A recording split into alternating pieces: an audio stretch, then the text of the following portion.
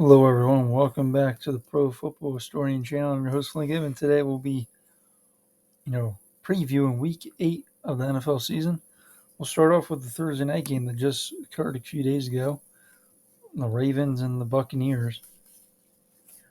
Ultimately, this game got a field goal from Tucker, I think, on the first drive. Buccaneers then score 10 points the next couple drives. And there was no score in the second quarter. And really, the Buccaneers didn't do anything until they didn't get a drive going until the fourth quarter. After that, two quarters, pretty much a half of football. They don't do anything. 2, 3 first downs, whatever it was. And the Ravens eventually just kept running the ball, and they got back to running the ball because the first half they were throwing a lot, and it was enough to win the game. They have 5 different players over 28 yards, and Buccaneers even have one player over 28. Besides that, Brady could have had a few picks this game. It was not one of his better games. I mean, the offense obviously has been struggling, but I don't put a lot of blame on him. But statistically, it could have been much worse. And then you got, Mark Andrews got hurt early in the game and likely came in and played very well. Still was kind of surprised he won in the fourth round. I kind of get he's more of a receiver, but you see plenty of tight ends that are like receivers like Gesicki and Travis Kelce's even one that don't have great blocking skills, but do get better over time. Doesn't mean they'll be great at it, but there's plenty of players like that, and he's looked really good in preseason now. Let's go to the first game of the week, the 9:30 London game between the Jags and Broncos. I'm leaning towards the Jags in this one. I think they kind of match up pretty well. Russell Wilson should be back and ready to go. I just think they're defensively, they're going to be able to shut down the Broncos, I think. And maybe the Broncos can run the ball, but even then, offensive line injuries, don't really see that happening. And then Jags offense, could they struggle? Yeah. I mean, I still think they can get 20-some points, and that should be enough. Even against I'll say a pretty good defense. They've been playing really good. I didn't think they were much more than average or above average. And they've shown they're a little bit better than that. But moving on, next game, a game where whoever wins this is the division leader in the NFC South. It's kind of surprising to say that for these two football teams. When they still land, they put some competitive games going. They won 3 games. They were 3-3 before last week.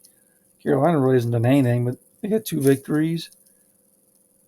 And really nothing else that was that competitive. I know they had the Giants game that was pretty close. They could have won. Cardinals game, I guess, at times it was competitive. But I'm just going to go with Atlanta. I think they can slow down the run a little bit. I think that's what the Panthers are going to do. They're going to stick with that running game because it worked last week. And, I think this is going to be a low-scoring game. It could be a 16-13 type of game.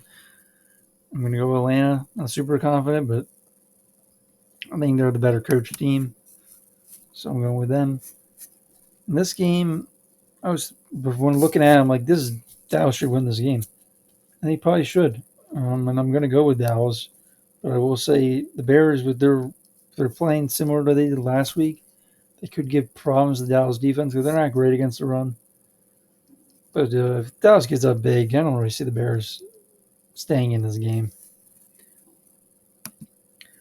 Then we got Detroit and Miami. I think Miami matches up pretty well against the Lions offense. I think the Lions still have injuries on offense. Season's getting close to being over for the Lions in terms of playoffs. I just think they're a way more talented team. I'm going to go with Miami in that football game. This game's kind of tough. Vikings off a bye week when they got like a 3.5 division lead over the Bears in their division. I do think this is going to be a very close game. I'm going to go with the Vikings, even though I could see them losing this. Uh, but I just think they can give some problems with the Cardinals' offensive line. And, Cardinals defensively, I guess, I thought they made one of the worst defenses. I would say Vance Joseph has done a pretty good job with that unit. I don't think they got some talented players, but there's not. Corners are pretty weak. And they found ways, though, to scheme them and play decent football on defense. There's a lot of good players in the Vikings offense, and I think they're going to give some issues for the Cardinals in that game. This is another game. It's tough because for the year, probably would win Saints. Both similar records. I think Andy Dalton's starting this game. They did get the extra rest, which is making me think about going the Saints, but let me just check. I think the Raiders had a bye week. No, sorry. Yeah, they played the 10 and then came off a bye. So, I mean, this is just a game where I'm going to lean with even though they're more injured, I think the Raiders could run the ball since the Saints just haven't looked as good in that department this year. But with the few guys they have, Kamara, like, what the Raiders got that really can slow them down? I go with the Saints, but not very confident. I know most people probably go with the Raiders in this game. The Saints lose there. This season's over pretty much. I guess the Raiders, they get some leeway a little bit for possibly a wild card spot because I don't see them winning the division. Throwing Saints there. This is another tough game. I could see New England pulling off the upset here. Surprising to say, but they're on the road, shorter week. Jets for the most part are. I mean, these are somewhat healthy teams. Mac Jones is playing for the Patriots.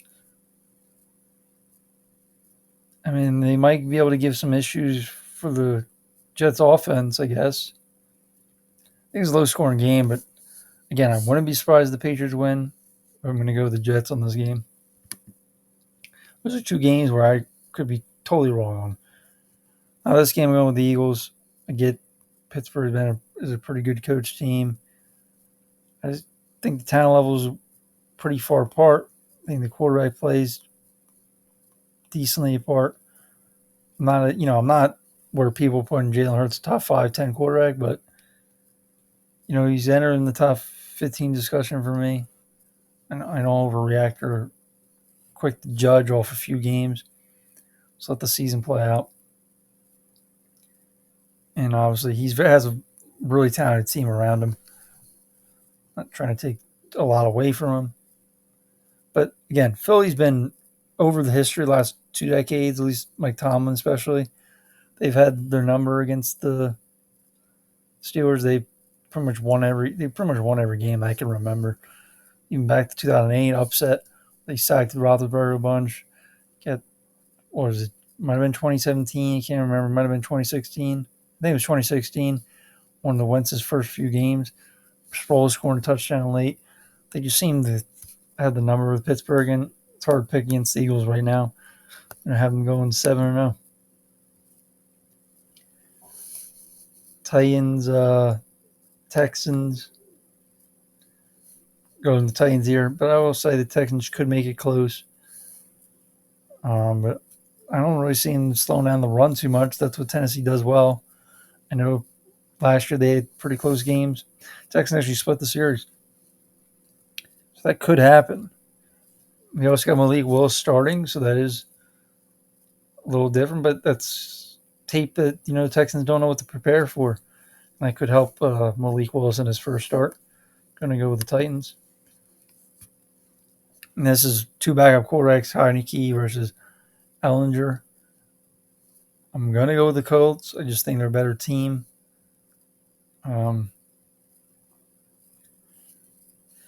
Both teams have issues. I don't really see either of these teams probably making the playoffs, even though I did kind of think the Colts could be a wild card team. We'll see. They also got maybe some mobility now with their quarterback. We'll see if they do some stuff like rollouts or even, I don't know if they'll do options or RPOs, but we'll see. You got some RPOs, obviously, but going to go with Colts. But I will say the Washington defensive line could dominate the Colts offensive line. That's the one way they could win that game. This game is going to go with the Rams. Sorry, the 49ers. I know they're out Debo. You know they're on the road. But they just, have the Rams number in the regular season at least.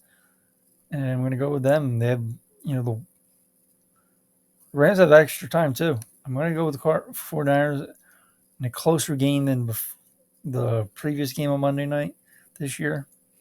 That wasn't really a blowout. We'll pick the 49ers to win this in a close game over the Rams.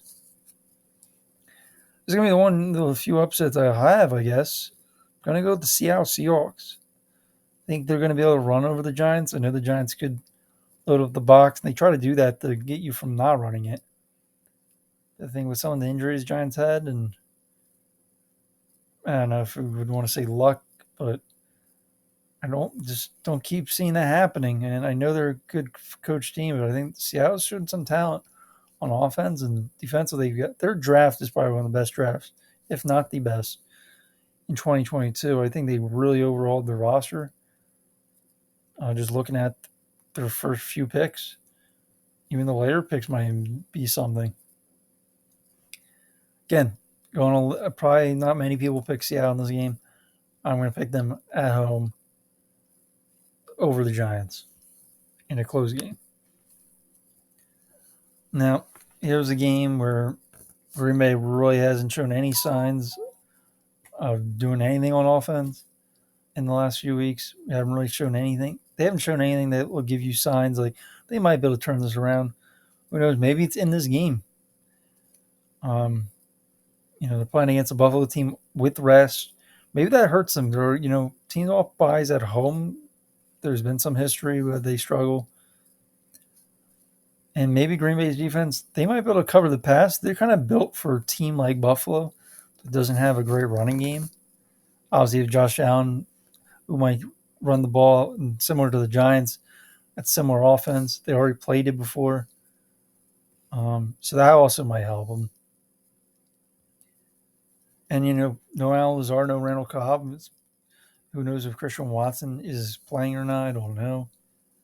But it's going to be probably Sammy Watkins. Maybe they elevate Juwan Winfrey to the roster because they already used him 3 times this year off the practice squad. They got Amari Rodgers. Maybe he'll play a little bit of offense. A receiver for them. But I think they're going to probably try to run as much as they can and get it to Aaron Jones.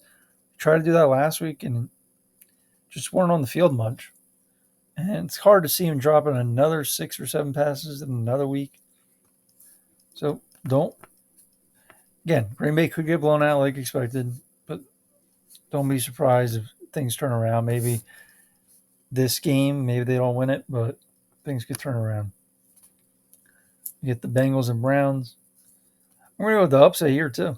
I'm going to pick the Browns. I think without Ja'Marr Chase, Browns have beaten the Bengals last year twice. And they're not a great running team. This is what you need to do against the Browns is run the ball.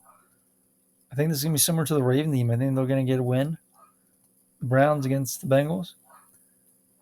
And I'm talking about Ravens Bengals and not Ravens Browns. Obviously, they both were close games. I think it's going to be something like that. I'm going to pick the upset and pick Cleveland to win this game and just keep their season alive, or hopefully Watson later on can get and put them on a playoff push. I don't see that really happening, but anything's possible. That is the Week 8 preview. Appreciate you listening and watching. Enjoy this week's games.